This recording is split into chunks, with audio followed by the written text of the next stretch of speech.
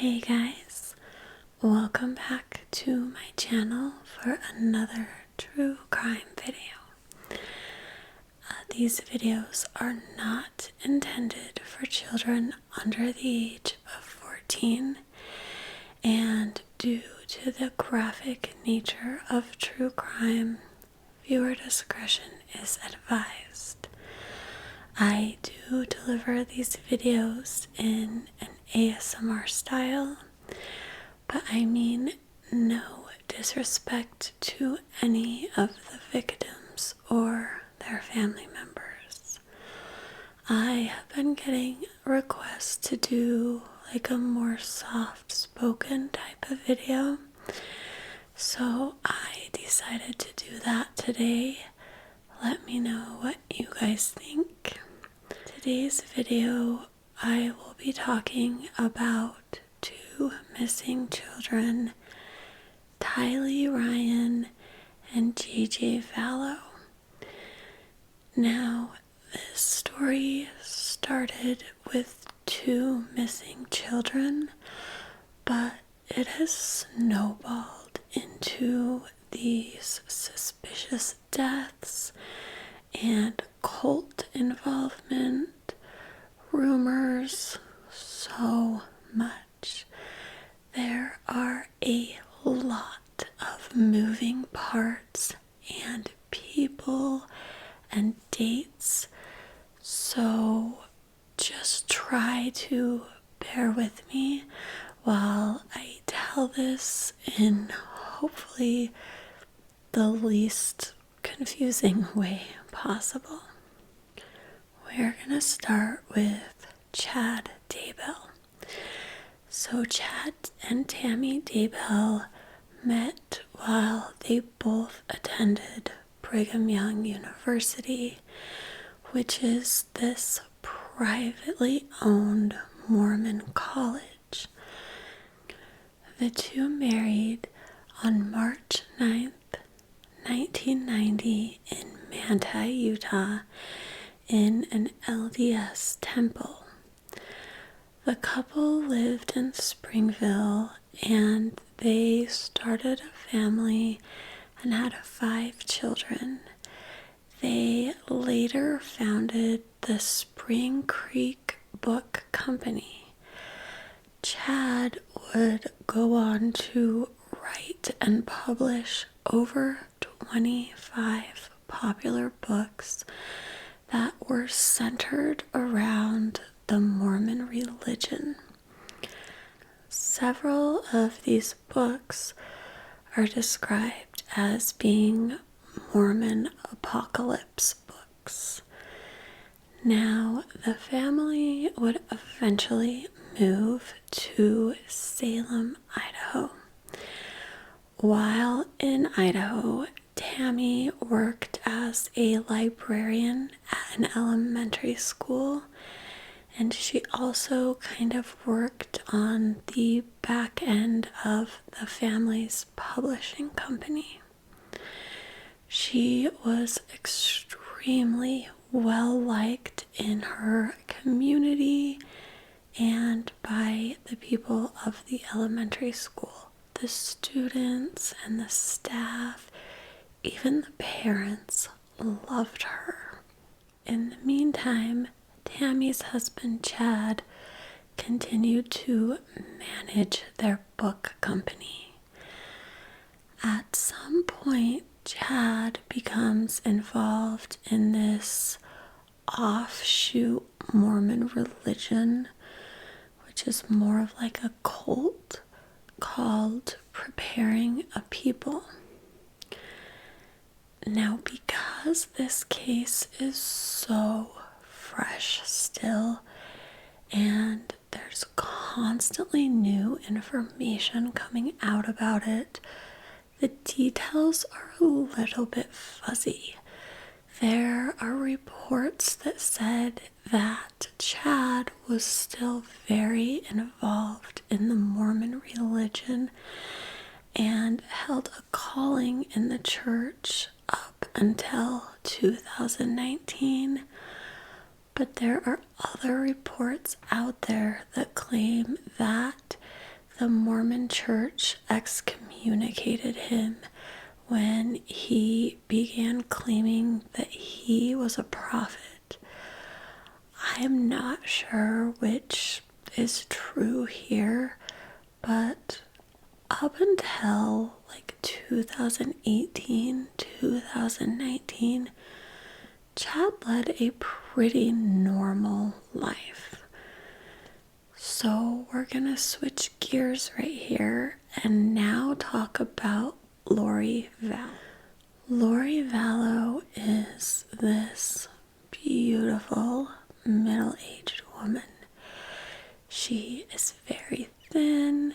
She has blonde hair, blue eyes. Now, Lori was born into the Church of Jesus Christ of Latter-day Saints, which is also known as the Mormon Church. Right after high school, Lori studied cosmetology and she began working in salons. Now, Lori has this string of failed marriages. Now, there is not much known about Lori's first husband. Her second husband, William LaGoya, and her got married and they had a little boy named Colby. Eventually, this marriage ends and Lori goes on to marry her third husband, Joseph Ryan. Now, Lori's son has Ryan's last name, so at some point he was adopted by her third husband. Then Lori and Joseph have a little girl together in 2002 and they name her Tylee. 2 years after Tylee is born, Lori and Joseph divorce, and in 2006, Lori marries her fourth husband, Charles Vallow. So Charles Vallow is from this very loving, close family from Louisiana. They are devoutly Catholic, and their religion played a big part of their lives. Now, Charles had been married before he married Lori, and he and his first wife had 2 boys, and they're now grown adults. Charles was described by his ex-wife as being this super nice, good guy. He loved helping people. He was very athletic. He was like this tall, strong, handsome man. He even played like semi-professional baseball at one point. And he was very wealthy. While Charles was this big guy, he was never mean or aggressive to anyone, ever. His ex-wife said she never saw him lose his temper or yell at anyone. He was just this super even-tempered man. The divorce between Charles and his first wife was very amicable. He was a nice guy. They really were still friends after the divorce. They tried to work things out so that they could co-parent without arguing, and they were able to successfully co-parent these children together with no issues. When Charles went on to marry Lori, his ex-wife went out of her way to try and make the situation as warm and welcoming as possible for Lori because she respected her ex-husband very much and didn't want there to be any issues.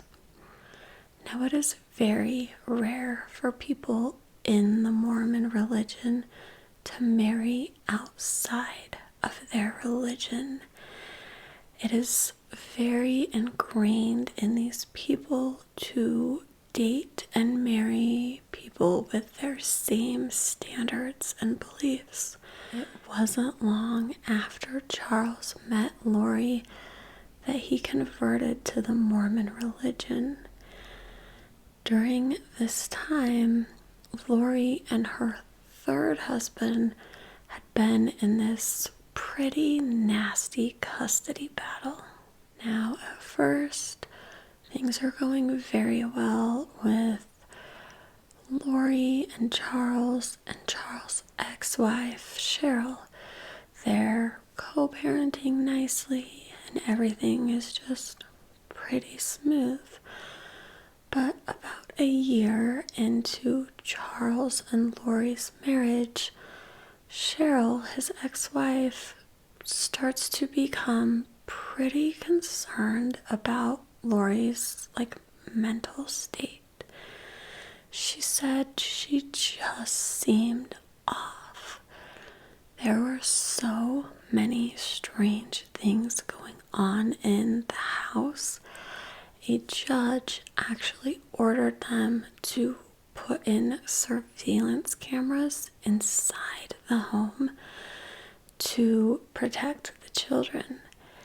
And because Lori was already in this custody battle with her ex-husband, the judge decided to have all of the kids' custody brought to one court so that different judges weren't hearing different parts of the story. While Sherry recalls that the custody hearings were very abnormal, she said Lori loved it. She loved the drama of everything. She just enjoyed being in the action. People also noticed that Lori didn't do anything she didn't want to do. If the court ordered her to do something and she didn't want to, she wouldn't do it. In 2007, Lori's brother, whose name is Alex Cox, and you're going to want to remember him for later, gets arrested after he attacks her ex-husband Joseph outside of a courthouse after a custody hearing. He reportedly had a taser and he attacked him with this and was then arrested for assault. At this point, Lori becomes kind of obsessed with near-death experiences and the spirit world. She begins telling people that she has been reincarnated several times and she remembers all of these lives.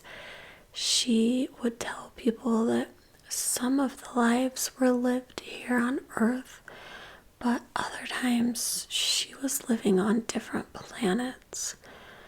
She even said that in one of her previous lives, she was a wife to Joseph Smith. Now, Joseph Smith is the founder of the Mormon religion.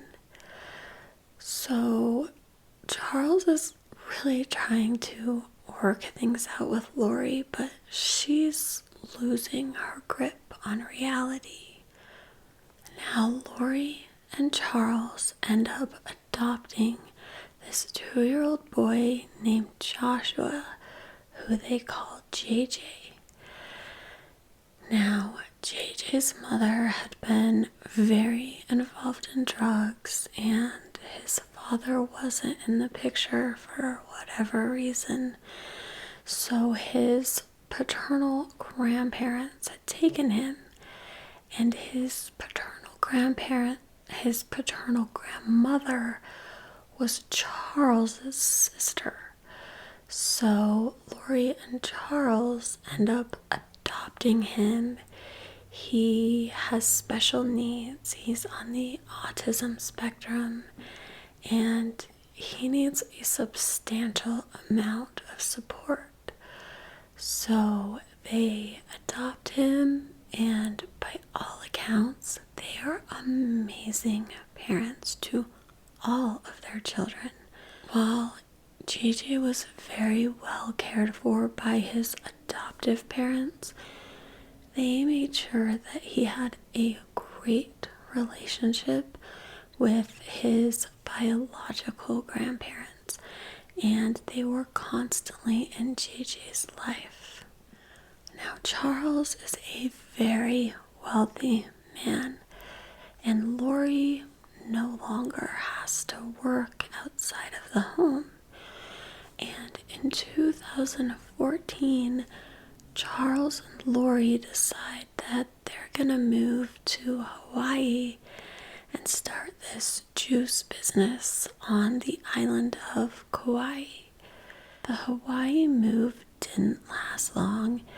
They ended up moving back to Arizona fairly quickly and bought a home in Chandler, Arizona. Once they had settled there, Charles and Lori decide to get this service dog for JJ, and they spend thousands of dollars on this black labradoodle named Bailey. JJ falls in love with this dog. He begins helping him relax. JJ starts sleeping through the night. This dog is just his best friend and kind of the best thing that's happened to JJ in a while. Okay, now we're gonna go back to the Daybell family for a minute. As of 2018, the Daybell family remained pretty normal. They were very heavily involved in the Mormon religion. They both held these well-respected positions within the church, and it made them very happy. However, Chad is now also very involved in this cult called Preparing a People. And what this cult does is they have their people traveling around giving these speeches, trying to recruit different members, much the same way the Mormon church would send out missionaries to recruit members. So these cult members are handing out pamphlets, they're giving these speeches, and they are urging people to prepare for the second coming of Jesus Christ. These cult members believe that in July of 2020, Jesus is going to return to the earth, and Chad Daybell is traveling around giving these lectures, and in these speeches he's talking about his near-death experiences. And because of these experiences, he tells people God has given him this gift that he calls a visionary gift. In his autobiography, he says that he receives these visions and revelations directly from God. Now, according to Chad, these visions are what prompted him to write this series of books about the end of the world and Jesus Christ returning to earth.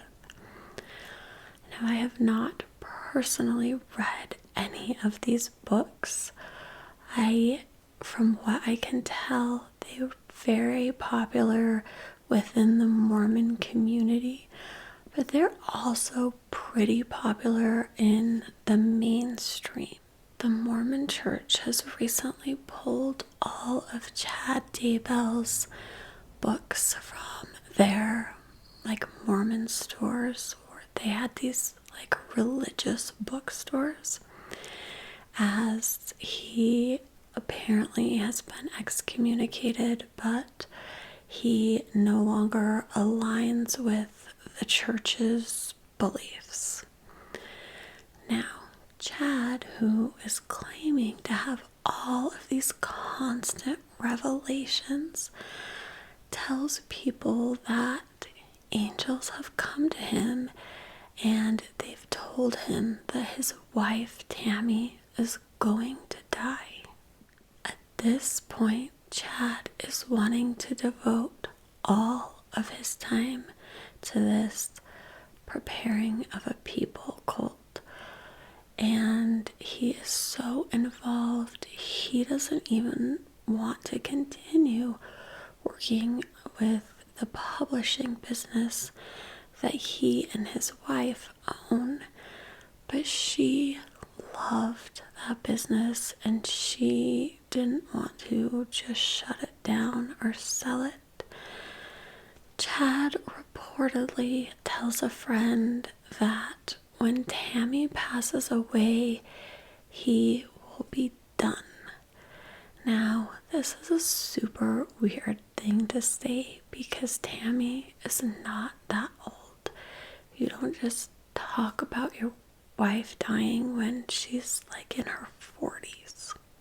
I haven't been able to pin down exactly when, but at some point in 2018, Lori Vallow and Chad Daybell meet. Now, he is this public speaker, very often talking about his near-death experiences, and she is obsessed with near-death experiences, as we now know.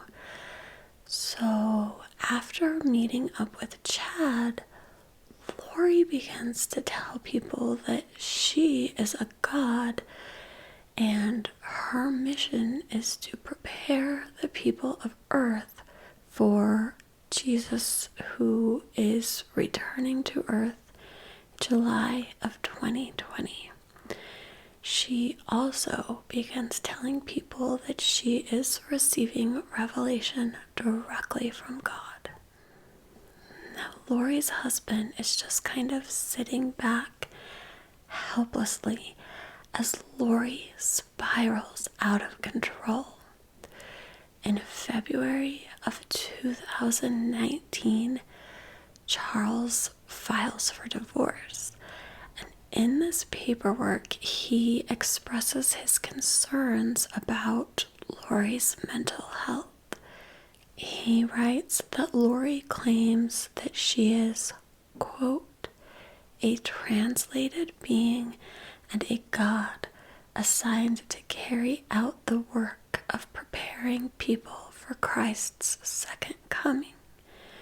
He also states in this divorce paperwork that she threatened to kill him if he got in her way. Because of this threat, Charles is issued an order of protection against Lori. While all of this is going on, she transfers $35,000 out of their joint bank account and into an unknown bank account. Now, this divorce was never finalized. Charles is urging Lori to get help, some mental health services, but she just flat out refuses. Charles tries to go about getting Lori put into a mental health facility involuntarily, and he also tries to get soul custody of JJ. Now, Colby, Lori's first son, is grown at this point, and Tylee is 16, and he knows he is not gonna get custody of her. If anything, she would go live with her biological father.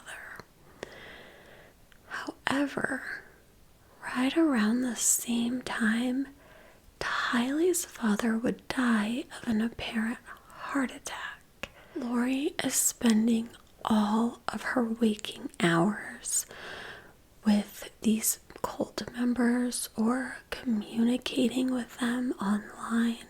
In early 2019, Lori takes Tylee and kind of just disappears. She takes her to Hawaii, but she leaves JJ with his father. And when she returns back to Arizona a few weeks later, she just kind of acts like nothing had happened. She takes over the care for JJ and just kind of pretends like she hadn't just straight up disappeared. Now, Lori has this niece named Melanie, and Melanie is married to this man named Brandon Bourdeau. They have 4 children, and they also live in Arizona.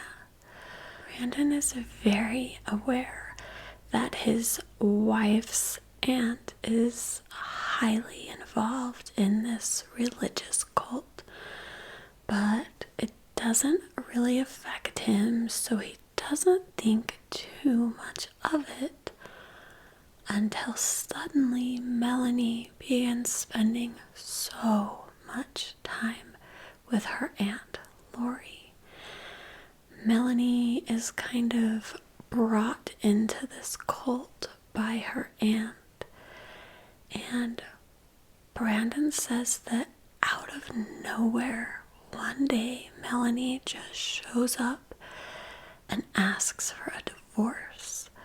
He is super sad and kind of confused by the whole thing, but also very alarmed at his wife's behavior. She had this sudden shift in personality. He tries to get full custody of the kids, and he also requests that they only have supervised visits with their mother. A judge grants Brandon's requests. On July 11th, 2019, Charles Vallow drives to Lori's house to pick up his son JJ. Now, this had been prearranged. She was expecting him. He goes to the home, and Lori's brother, Alex Cox, had been staying at her house, so he was there as well. When Charles arrives, he gets into this argument with Lori, and at one point, Tylee goes into the other room and gets a baseball bat, and she's kind of just standing there listening to her mom and stepdad argue and holding this baseball bat. And her brother Alex hears this argument taking place, and he comes into the room. At this point, Lori tells Tylee to take JJ and go wait for her outside. So Tylee and JJ go to the front of the house. Now, Alex said that he took the baseball bat from Tylee, and Charles grabbed it out of his hand and attacked him, hitting him over the head with the baseball bat. Now, he did have this small wound on his head, but Charles's sister is very quick to point out that her brother had been a semi-professional baseball player. He had never been violent before, but if he had taken that bat and hit Cox over the head with it, he wouldn't have like a little abrasion. He probably would have been knocked unconscious. However, according to Alex Cox, he is being attacked with a baseball bat, so he takes out his gun that he happens to have on him and shoots Charles Vallow twice in the chest, killing him instantly. At this point, Lori decides she's just gonna leave. She goes outside and gets her kids in her car, and she takes them to school and drops them off like nothing happened. It's after she drops her children off that Lori decides she should probably call the police. So she does. Now, the police come into the home and they interview Alex and Lori.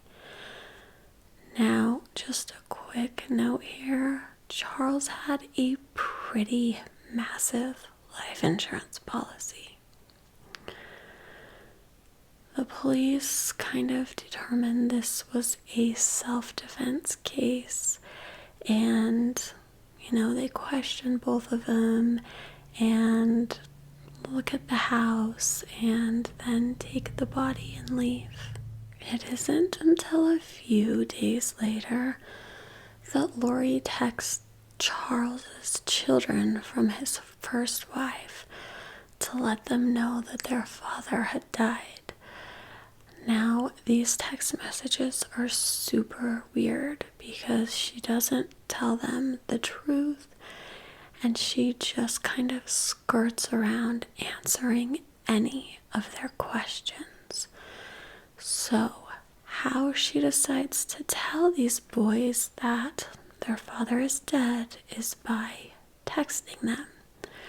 Her text read, "Hi boys, I have very sad news.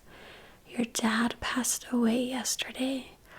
I am working on making arrangements and I will keep you informed with what's going on. I'm still not sure how to handle things. Just want you to know that I love you and so did your dad."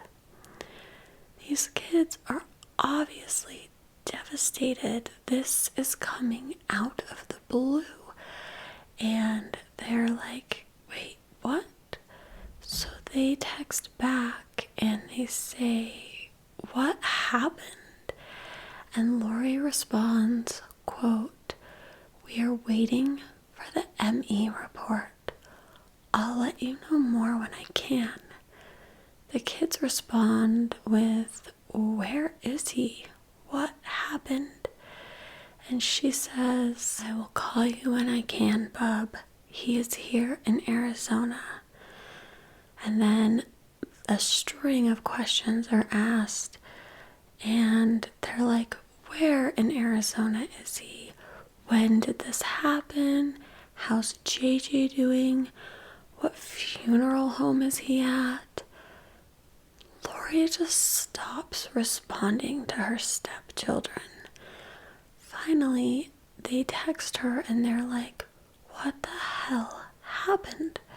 You can't just tell us that our dad is dead and disappear. You are not too busy to just tell us, let us know how he died." 3 hours later, they text her again and they're like, "Lori, it's been 3 hours. You are not that busy. I don't care what you are doing." Lori finally responds and says, quote, "I'm sorry you are so upset. I'm upset too. I'm trying to get JJ ready for bed. I'm waiting to hear back from the medical examiner to make sense out of all of this for myself. Please be patient with me. It's a crushing situation all the way around. I'm still trying to process it too, and what it means for JJ. They continue to just pepper her with questions, but she quits responding. She also texts her oldest son, Colby, and tells him that Charles has died of a heart attack. A few days after Charles is killed, Lori throws this huge pool party at her home, the same home that her husband had been shot and killed in just days before. Now, this party was reportedly so loud that neighbors were complaining.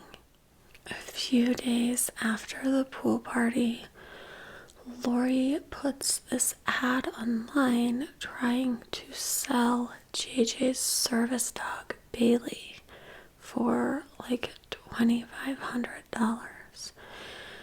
Now, the man who owns Dog Training Elite, who is where they got the dog, gets a call from Lori, and she tells him that her husband has tragically died and she is having to relocate, and she tells him that she can't take the dog with her. She needs to give the dog back.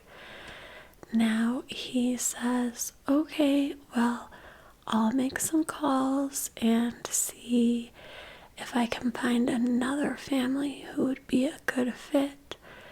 And she tells him, I don't think you understand. I need this dog gone now.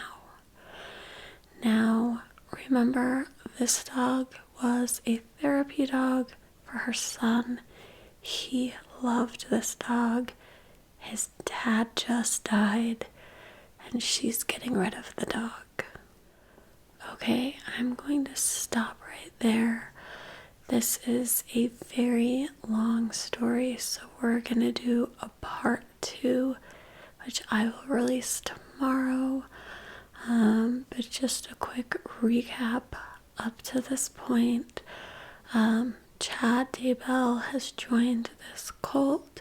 He's having visions that his wife is going to die. In the meantime, Lori Vallow is in Arizona. Her ex-husband, Tylee's father, has just died of an apparent heart attack, and her brother has just shot and killed her estranged husband, Charles Vallow.